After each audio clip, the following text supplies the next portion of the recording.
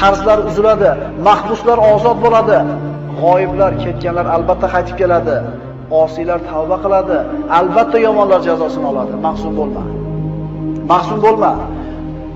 Modomiki odamlarga yaxshilik qilar ekansan, albatta mushkullalaring hal bo'ladi. Chunki odamlarga yaxshilik qilishlik inson o'zining mushkullarini hal bo'lishiga sabab bo'ladi. Mahzun bo'lma. Chunki sen qilgan bitta hasanat uchun 10 dan tortib 700 gacha ajr beriladi. Balki undan ham ko'proq. Lekin qilgan gunohinggacha bittagina jazo beriladi. Mahzun bo'lma. Senda eng katta ne'mat bor. Chunki sen tavhid kalimasini aytganlardansan.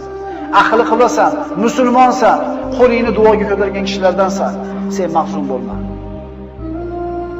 Mahzun bo'lma, chunki sen hayotning yengil og'ir, issiq sovuq, faqir boy holatida ham foyda ustasan. Rasul aytgan-ku, mo'minlik ishi ajablanadi. Qanaqa kun kelmas uni foydasiga. Yaxshi kun kelsa Allohga shukr qiladi, savob oladi. Mashaqqatli kun kelsa sabr qiladi, yana savob oladi. Bu faqat kimga berilgan? Mahzun bo'lmaydi musulmon odam. Mahzun bo'lma.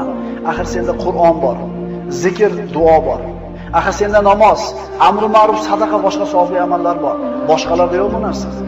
Kim xohlardi dunyoda iymoningni berasan, dunyodagi hamma xohlagan narsani beraman desa, qaysi mo'min xohladi shu narsani?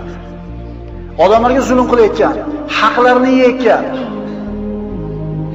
tuhmat qilayotgan, bo'xton qilayotganlar ham o'ladi. Zulm ko'rgan, sabr qilgan, savob umid qilgan kishilar ham o'ladi. Lekin Alloh taoloning huzuriga borganda kim yutuqda bo'ladi? Dunyo hayoti vaqtincha. Ad-dunya sa'a fajal xato degan Rasululloh. Dunyo 1 soatlik umr bor yo'q. Ana shu 1 soatni ibodatga aylantirdilar degan Rasululloh. Kim o'lmaydi? Kim o'lmaydi? Mahzun bo'lma. Axir qora bulutlarning tarqaganini, qorong'i tunni yorishganini, shamollarni to'xtaganini ko'rmaganmisan? Inshaalloh mashaqqatlaring rohatga, hayoting yorug'likka, kelajaging ne'matga to'lib boradi. Inshaalloh. Mahzun bo'lma. Agar oldingda chora qolmasa, yo'llar berkilib, umidsizlik bostirib kelsa, yo Alloh degan. Mahzun bo'lma. Agar musibat, baxtsizlik, xavotir kelsa, yo Alloh degan. Mahzun bo'lma. Agar keng dunyo tor bo'lib ketgan bo'lsa, ishlar og'irlashsa, yo Alloh deb nido qilgin. Mahzun bo'lma. Agar oldingda eshiklar yopilsa, yo Alloh deb nido qilgin.